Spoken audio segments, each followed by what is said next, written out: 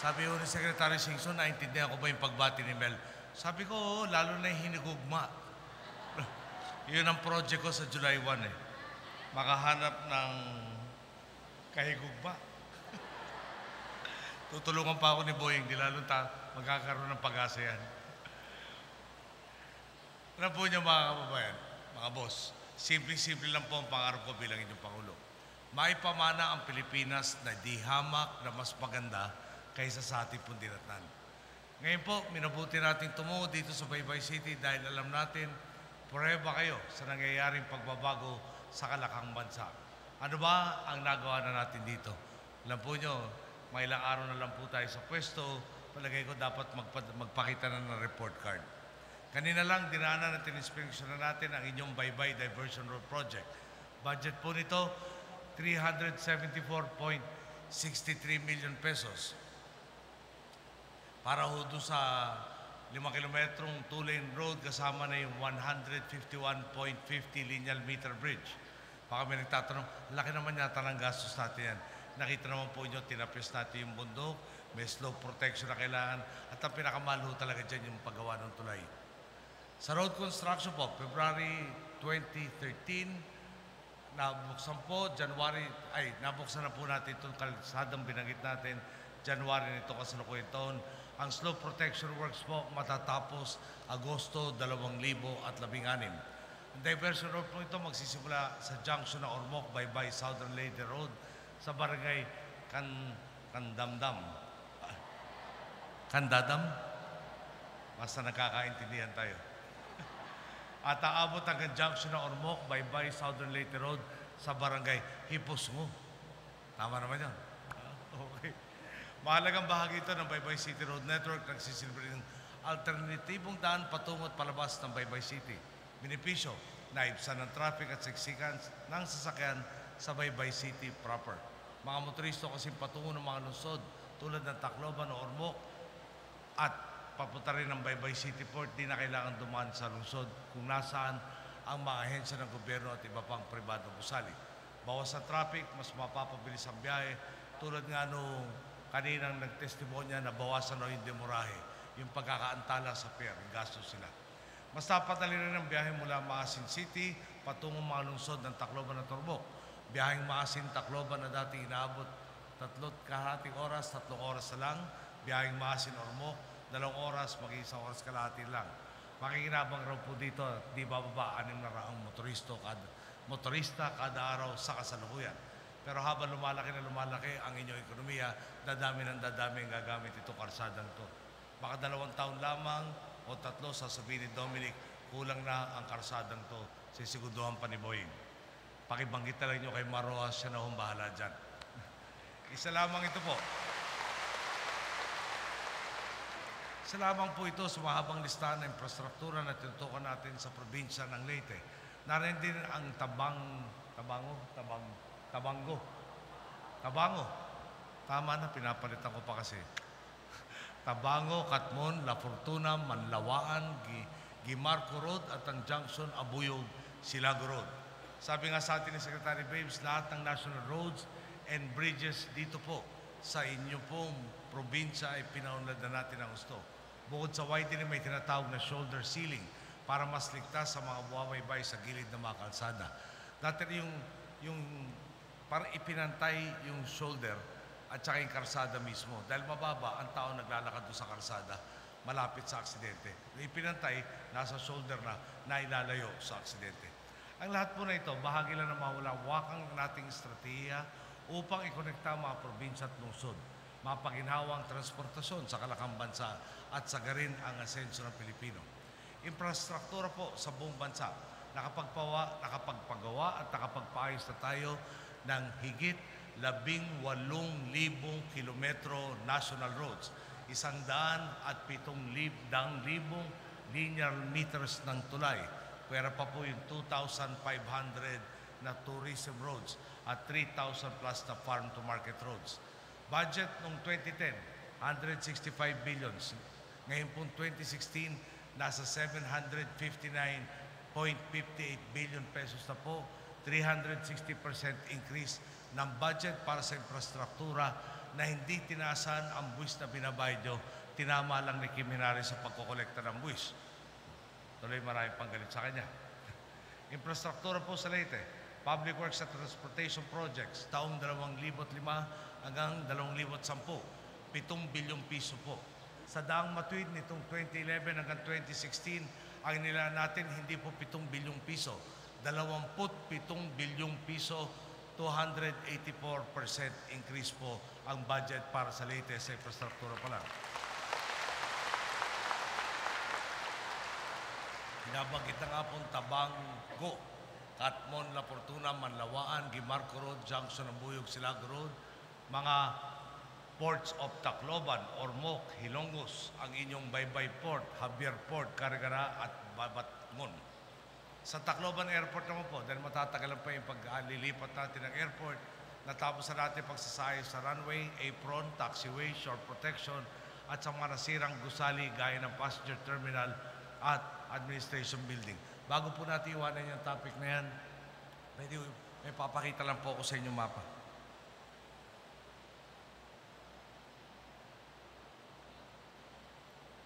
Pag nakikita po yung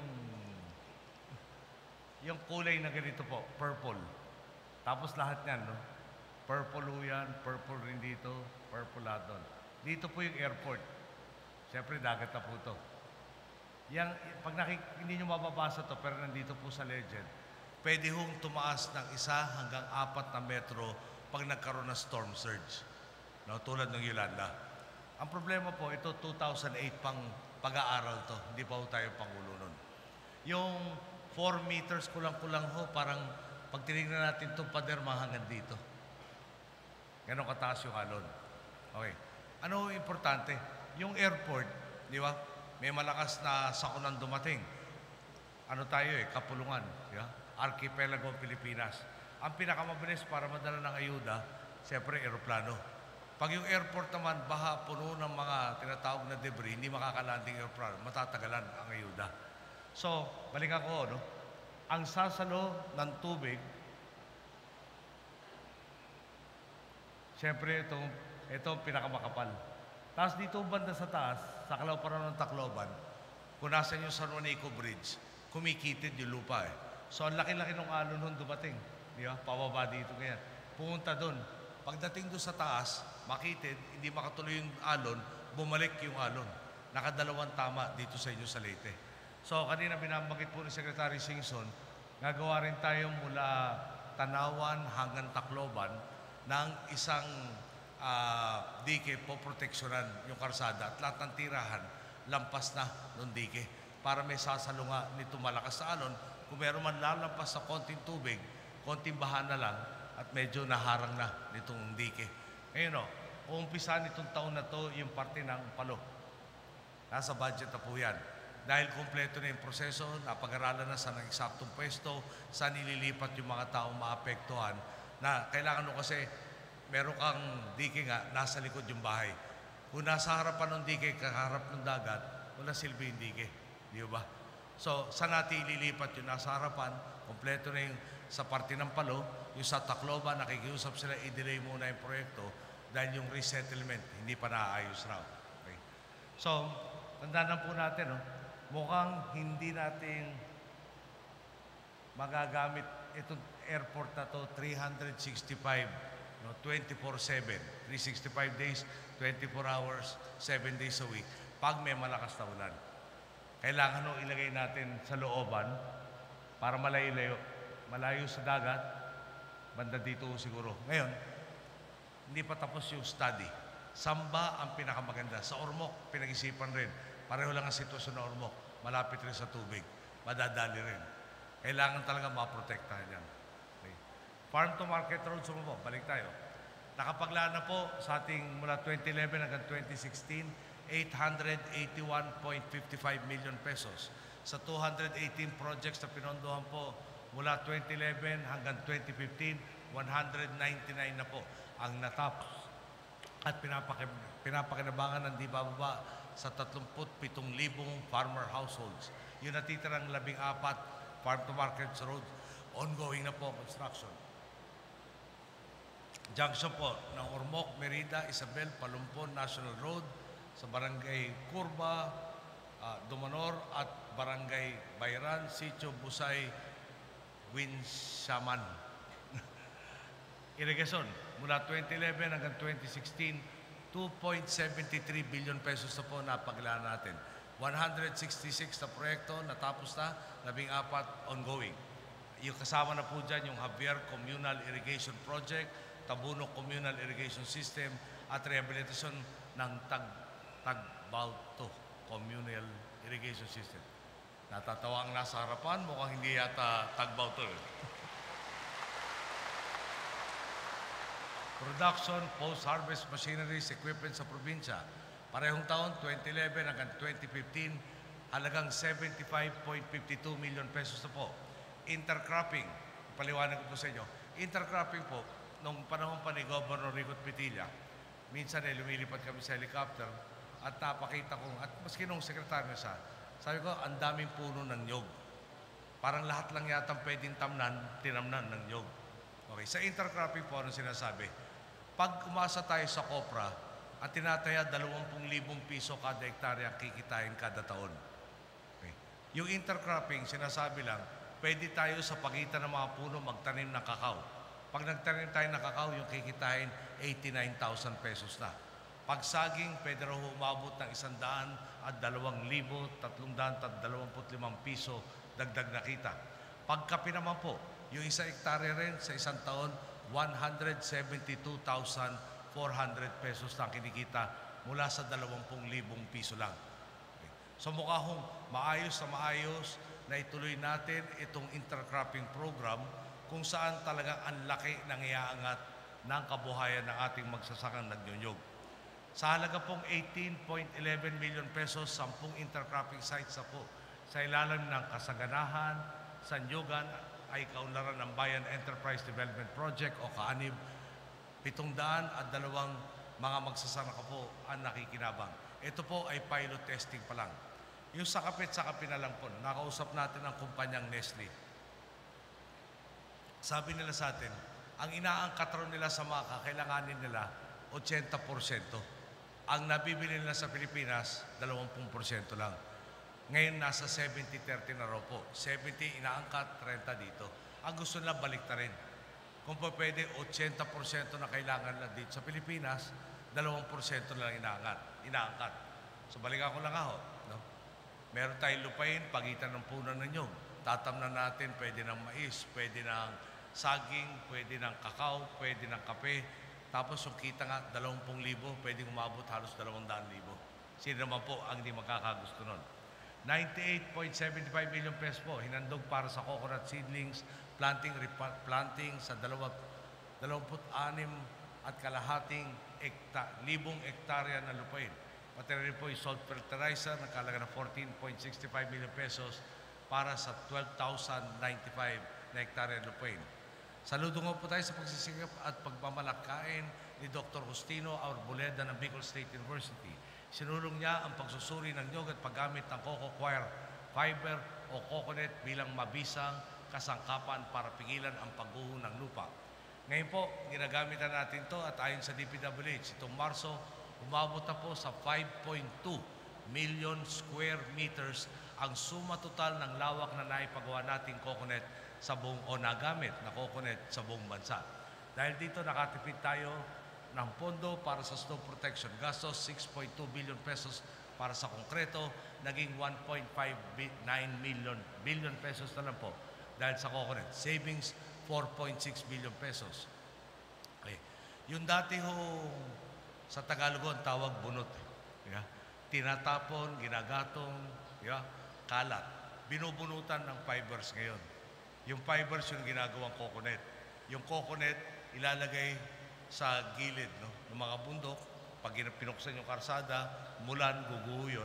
Lalagay yung coconut, magkakaroon ng damo, magkakaroon ng halaman, titibay yung lupa, eventually pati puno, pati mga hayop, dumadami po doon sa mga slope. Ang dati yung estilo, konkreto. Ibig sabihin po mga bato, yung chicken wire na tinatawag, konting semento, tapos yun na magpipermis ng lupain. Problema po, umiinit, lumalamig yung lupa, yung konkreto, hindi naman sumusunod sa paglawak ng lupa o pagkitid ng lupa. Mabibiyak. Pag nabiyak, 3-4 na taon, ulitin natin. Itong Coco Coir, no? Una, mas mura. Pangalawa, mas tatagal. No? At pangatlo, napapakinabangan natin yung produktong dati ay basura lang. Okay. Problema natin sa Coco Coir, simple-simple. Kulang ang Coco Coir. Ine-export po ito sa mga bansa tulad ng China. Tayo tuloy kinakapos. Madaling sabihin lang, yung nyug, industriya ng nyug, bubuhayin natin, binubuhay natin. Meron si Dr. Arboleda na tinatayong pabrika sa Bicol, yun ang proof of concept. Kung saan lahat ng produkto ng nyug, no? Maliban yung copra. So yung coconut water, yung coco peat, yung coco coir, coco sugar, marami pa ibang produkto. Yun ang gagawin itong factoring to. Tinataya po lahat, 3 taon lang na pag-opera, bayad na yung puhunan. Pwede na natin ilipat sa susunod na farmers group. Naantala lang na sandali, pero mukhang malapit akong mapatunayan yung konsepto at dahil nga nagkaroon na ng desisyon doon sa Coconut Levy Fund, may pondo tayong gagamitin para magpatatag. Nitong mga factoring to, meron na raw kayo yata dito isa nito na siyang dagdag na naman sa kita ng ating mga nagnyuyog. Pantawid Pamilya, kanina po merong humarap sa atin nagtestimonya. Noong 2010 po, 5,000 lang, kabahayang benepisyaryo sa klaw ng programa. Ngayon po, para sa Leyte, 125,455 na kabahayan na po ang saklaw ng 4Ps program. Sa bansa po, 4.6 milyon kabahayan na maabot ngayong taon. Talagang napakalayo po ito sa dinatan nating 800,000 noong 2010. Classrooms at classrooms po, 4,057 ang matatapos itayo ngayong taon, kasama na yung naunang 1,500 plus na deficiency po nyo. Sa out-of-school youth po, 2.9 million children ng buong Pilipinas, 2008, out-of-school youth. 2013 po, nasa 1.7 million na lang after 5 years. Buwaba yung out-of-school youth. Mukhang may patunay na talaga nagbalikan na sila sa eskwelahan. Health Facilities Enhancement Program, 243.38 million na po para ma-improve ang inyong barangay health stations, rural health units, urban health centers, mga ospital. Magugulat po ako kung mapapabayaan ang health sector nyo dahil ang alam ko po, si Secretary Janet Garin na ipanganak dito sa Baybay at maalala niyang dapat matulungan kung saan siya nagmula rin. Ilan lang po mga programang ito sa mga ginagawa natin sa Leyte. Sa nakalipas nga pong halos 6 na taon, nakita natin hindi lang ang pagbangon, kundi ang pag-akbang pasulong ng inyong lalawigan. Siyempre, hindi po magiging posible ang lahat ng ating tagumpay kung wala pakikipagtulungan ng ating mga ahensya, special mention po, DPWH at DILG, DOH. Gayon din po, sa suporta at tiwala ninyo, aking po mga boss, kayo po, kaya sa inyong lahat po, maraming salamat po.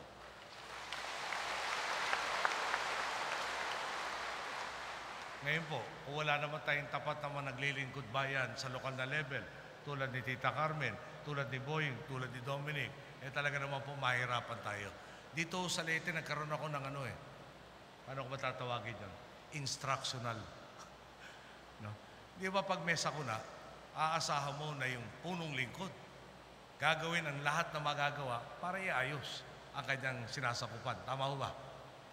Nangako pa kaliwat kanan, paulit-ulit. Kung anong kailangan mo, magko-cooperate kami. Hanggang ngayon po, hinihintay ko pa yung cooperation.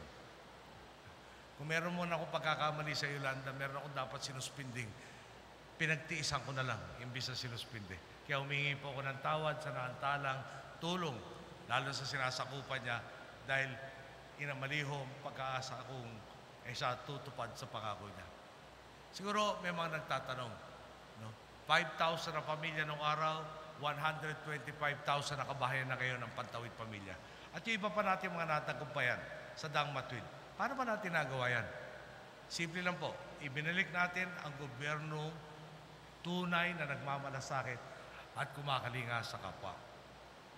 Bawat pagkakataon po, itinutok natin sa inyong mga pangangailangan at tinutugunan ito. Di bukas makalawa, kundi nauna ang ating pong isinabi sa ating mga kasamaan. Maganda po, nakakapagkatid tayo ng benepisyo na walang dagdag na pasanin sa lahat, maliban lang po doon sa syntax na iba naman po ang layunin. Gusto ko lang po idin, lalo ng eleksyon, Maraming nangangako sa inyo. Pero yung mga pangako may saysay, kita nyo naman, no? Ginawa na natin. Huwag din natin po kalimutan itong lahat ng ating pinaghihirapan. Pwedeng maglaho na lang. Lalo na kung baluktot ang pamamalakad ng susunod na mga pinuno. Ika-10 ng Mayo, nasa inyo po mga kamay kung magtutuloy at lalawak ang magaganda nating nasimulan. Bilang Ama ng Bayan, tungkulin ko pong gabayan kayo sa tamang landas. Ang akin lang po, suriin nating mabuti ang mga kumakandidato sa bansa. Sa akin po, mata sa mata, masasabi ko sa inyo kung sino ang may integridad, may kakayahan, tunay na inuuna ang bayan bagong sarili. At walang iba po kundi ang tambalang matuwid, si Mar Rojas at si Leni Robredo. Saksi kayo sa nangyayaring pagbabago. Kita naman ninyo kabit-kabit ang mga proyekto natin at nakasentro sa isang layunin. Ang iangat ang antas ng pamumuhay ng ating mga boss. Ngayong nakabuelo na tayo at nagsisimula ng umusad, nasa harap na natin ang pagkakataong higit pang umarangkada sa pagtahak natin sa isang direksyon, sa pagtutuloy ng ambagan at malasakit sa Damatwid. Tiwala akong wala na makakapigil pa sa kolektibo nating pagkamit sa pinakamatatayog pa nating mithiin. Alam mo nyo, samantalin ko na rin, no, bilang Pangulo nyo, baka huling biyahe ko na po sa baybay ito. Magpapaalam na po ako. Noon akong pagtungo sa Leyte, no, sa totoo lang, nakasama ko si Tita Carmen at si Tita Martin sa Kongreso. Doon ko may nakakilala. Pag-landing ko po sa Tacloban, noong panahon ngayon, parati nasa isip ko, ito yata bayan raw ni Imelda. Baka wala ko mausap sa akin dito. Sa totoo lang ko, silang dalawa ang gumawa ng paraan para magkalapit tayo. Tumakbo ako senador, tinulungan niyo ako. Maraming salamat po. Bumalik ako sa inyo.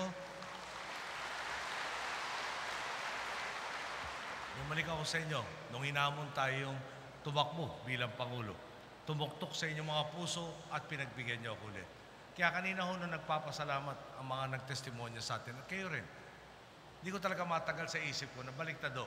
Ako dapat ang magpasalamat sa inyo. Binigyan niyo akong pagkakataon na mamuno ng isang dakilang lahi na talaga naman naging tulay para sa mga pagbabagong ating tinatamasa ngayon. Kung meron man ho akong napagtagumpayan, klaro, kung hindi ho kayo nagtiwala sa atin, hindi niyo ako binigyan ng pagkakataon, hindi ho natin nagawa yan. So mga kasama, paulit-ulit ko lang sasabihin sa inyo. 9 ng Mayo, di na masyadong malayo. Maraming manliligaw sa panahon ngayon.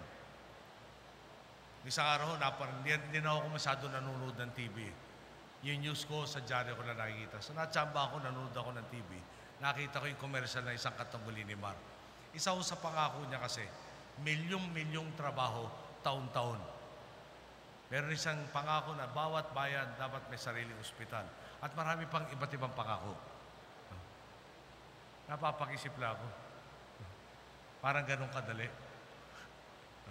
Siguro ang payo ko na lang sa kanya, pakitingnan mo lang ang litrato ko noong 2010. Makikita mo kung gaano kakapal ang buhok ko noon kaysa ngayon. Kaya pakiusap lang. Pag mangako ka, no? At siguro yun lang naman ang pagmamalaki ko. Tinuruan ako ng tatay ko magkaroon ng isang salita. Sasabihin ko sa inyo yung totoo parate. Kaya pangit, kaya maganda, obligasyon ko sabihin sa inyo yung totoo para tama naman ang magiging desisyon nyo. Hindi ko ugaling mambola. At kalagay ko naman, kayo hindi mag-aaksaya ng panahon makinig sa bola. No? Kayo ang testigo kung may nangyari o wala nangyari sa 6 na taon na pinagbigay nyo sa atin. Kung palagay nyo ang layo na narating natin, sayang naman kung isusugal pa natin na baka tayo mag-left turn, ma-right turn, pero pinakamabigat U-turn. Balik sa dating walang nangyayari. Wala naman siguro magugusto niyan. Tinuruan ako sumandal sa taong bayan. Kayo po ang lakas namin simula't simula at hanggang sa ngayon. Pag-utusan po nyo, kayo ang boss. Magandang hapon po. Maraming salamat sa inyo. Maraming salamat po, mahal na